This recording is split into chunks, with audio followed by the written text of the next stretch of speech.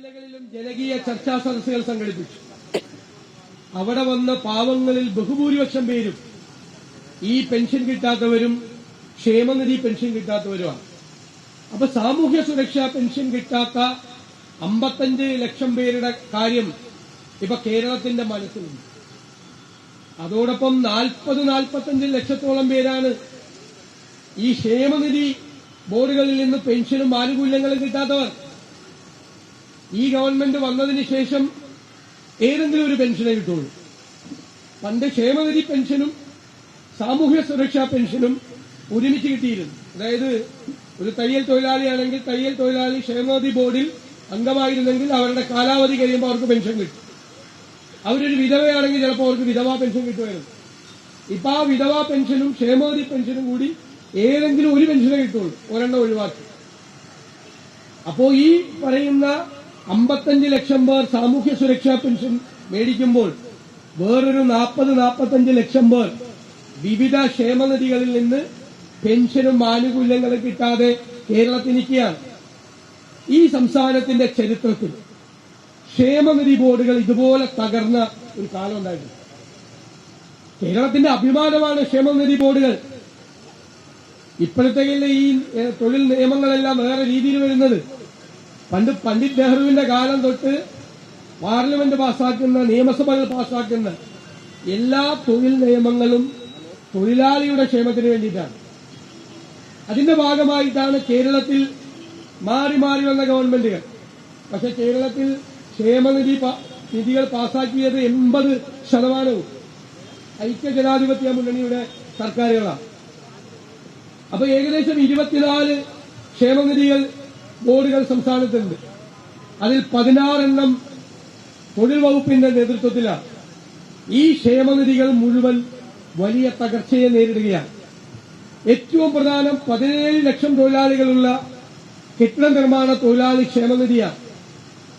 എന്റെ ജില്ലയിൽ 16 മാസമായി പെൻഷൻ കിട്ടി. ഞാൻ ഇന്നലെയും പരിശോധിച്ചു. ചില ജില്ലകളിൽ 11 മാസം 12 മാസമാണ്. എന്തായാലും ഒരു കൊല്ലമായി എല്ലാവരും പെൻഷൻ കിട്ടി. 16 മാസമായി എറണാകുളം ജില്ലയിൽ പെൻഷൻ കിട്ടി. കെട്ടിട നിർമ്മാണ തൊഴിലാളി ക്ഷേമനിധി ബോർഡ് അംശാദായമുണ്ട്.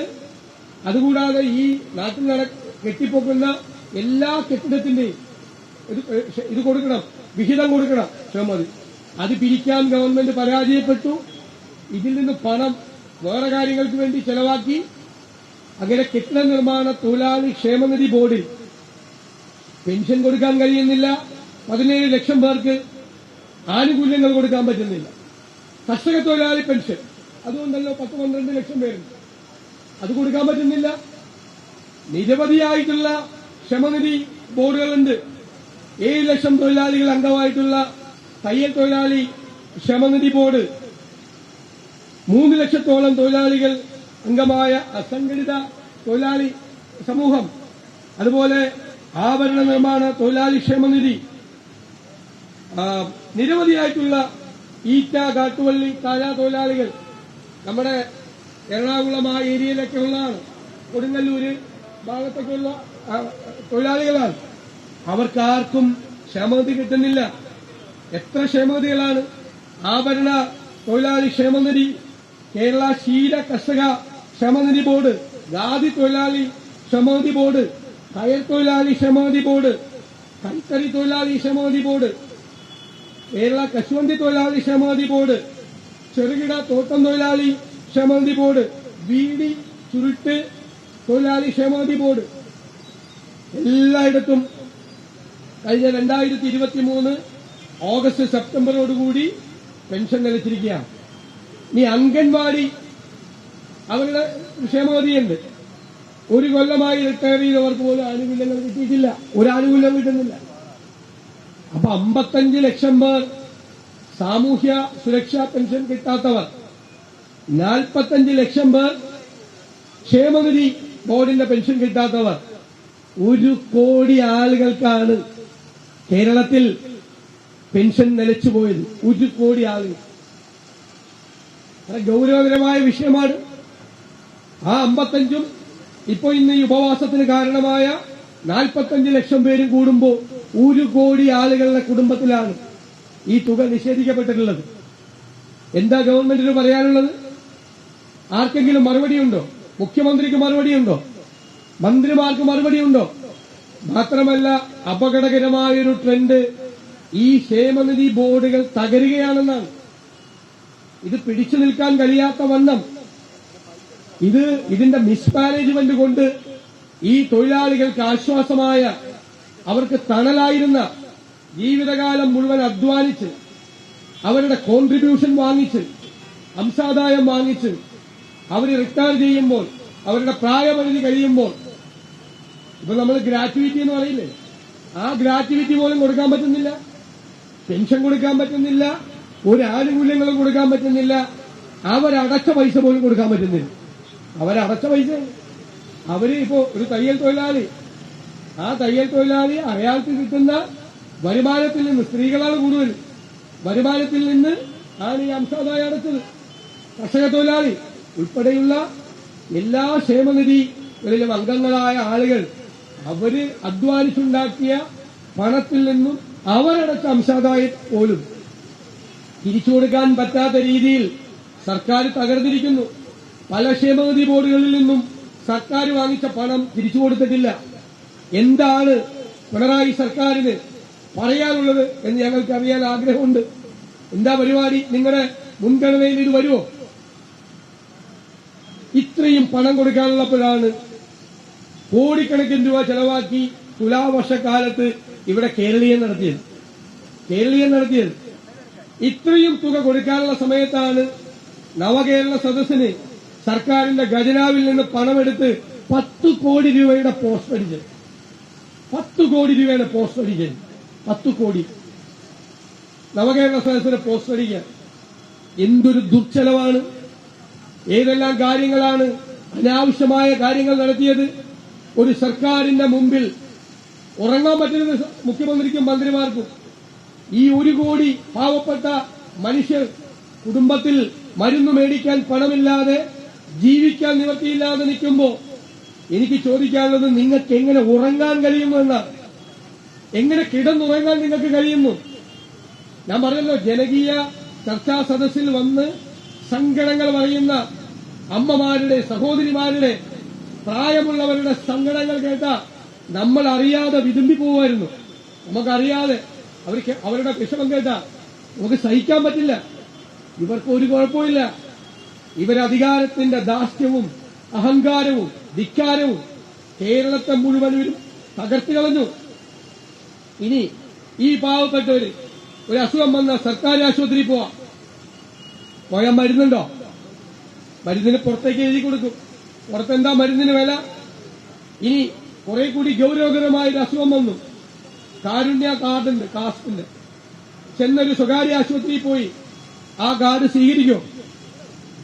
1500 കോടിയാണ് കാരുണ്യ പദ്ധതിക്ക് സ്വകാര്യ ആശുപത്രികൾക്ക് കൊടുക്കാനുള്ളത്. സർക്കാർ സ്വകാര്യ ആശുപത്രി മാനേജ്മെന്റ് തീരുമാനിച്ചു കാരുണ്യ കാർഡ് സ്വീകരിക്കേണ്ടത്.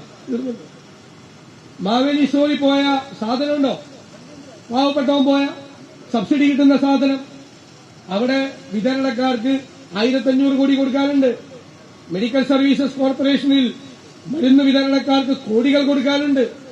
അപ്പൊ പാവപ്പെട്ടവനെ ബാധിക്കുന്ന ഗൌരവതരമായ വിഷയം. ഇതിന്റെ ഇടയിലാണ് അവന്റെ തലയിലേക്ക് ഈ പെൻഷൻ കിട്ടുന്നില്ല, മരുന്ന് കിട്ടുന്നില്ല, ഒരു മാവേലി സ്റ്റോറിൽ സാധനം കിട്ടുന്നില്ല, രൂക്ഷമായ വിലക്കയറ്റം.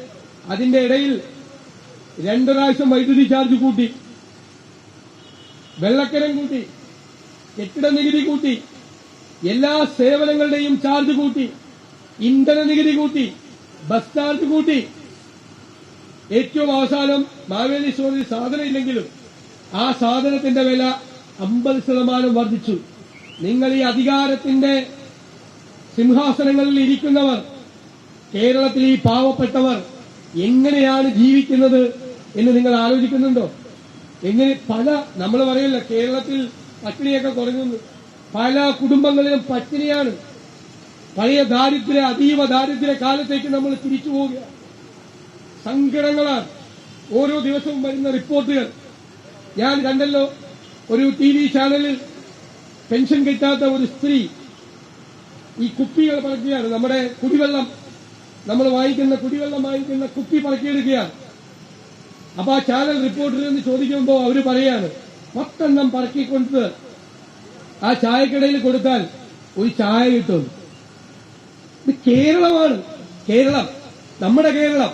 10 വെള്ളത്തിന്റെ കുപ്പികൾ, കാലിക്കുപ്പികൾ വഴിയിൽ നിന്ന് പറക്കി ഒരു ചായക്കടയിൽ കൊണ്ടുപോയി ഒരു ചായ കുടിക്കാൻ വേണ്ടി പോകുന്ന ഒരമ്മയുടെ മുഖം.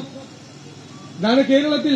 നിങ്ങളൊക്കെ കരുതുന്നതിന്റെ അപ്പുറത്തേക്കാണ് ഈ ദാരിദ്ര്യവും ഈ ബുദ്ധിമുട്ടും ഈ സാമ്പത്തിക പ്രയാസവും പോകുന്നത് എന്ന് നമ്മൾ തിരിച്ചറിയണം. അല്ലാതെ നമ്മൾ കേരളത്തിന്റെ സാമൂഹ്യ സാമ്പത്തിക മാറ്റമുണ്ടായി, കേരളം വളരെ മുമ്പിലാണ്, നവകേരളമാണ്, കുന്തമാണ്, കുടച്ചക്രമാണ് എന്നൊക്കെ പറയുന്ന ഈ കാലത്താണ് ഈ ദാരിദ്ര്യം നമ്മുടെ താഴെത്തട്ടിലെ പാവങ്ങളുടെ ജീവിതത്തെ പിടിച്ചിരിക്കുന്നത് എന്ന് നമ്മൾ അറിയണം. നമ്മുടെ ചുറ്റുമുണ്ട് ഒരുപാട് ദിവസങ്ങൾ, ഒരുപാട് വാർത്തകൾ, ഒരുപാട് കാര്യങ്ങൾ വരുന്നുണ്ട്. ഒരു നിവർത്തിയുമില്ലാത്ത ആളുകളുടെ സങ്കടങ്ങൾ, കഥനകഥകൾ. ചിലപ്പോഴൊക്കെ അയൽക്കാരൊക്കെ സഹായിക്കും. അയൽക്കാരും അതുപോലെ പട്ടിണിക്കാരാണെങ്കിലോ അവരെങ്ങനെ സഹായിക്കും? എത്ര ദിവസം പോയി അടുത്ത വീട്ടിൽ പോയി വെക്കാനുള്ള അരി വാങ്ങിക്കും? എത്ര ദിവസം പോയി സാധനങ്ങൾ മേടിക്കും? 1-2 ദിവസം കൊടുക്കും. അത് കഴിഞ്ഞാൽ അവര് വരുമ്പോ ഇവിടെ കൊടുക്കാൻ വേണ്ടേ? ഇതാണ് കേരളം. ഒരു കഴിഞ്ഞ കാലത്തേക്ക് തിരിച്ചു പോവാണ്. വെറുതെ അല്ല, നിങ്ങൾ മനസ്സിലാക്കണം. 1 കോടി ആളുകളാണ്, 1 കോടി ആളുകൾ 6-7 മാസമായി ഒരു നിവർത്തിയില്ലാതെ നിൽക്കുന്നവർ.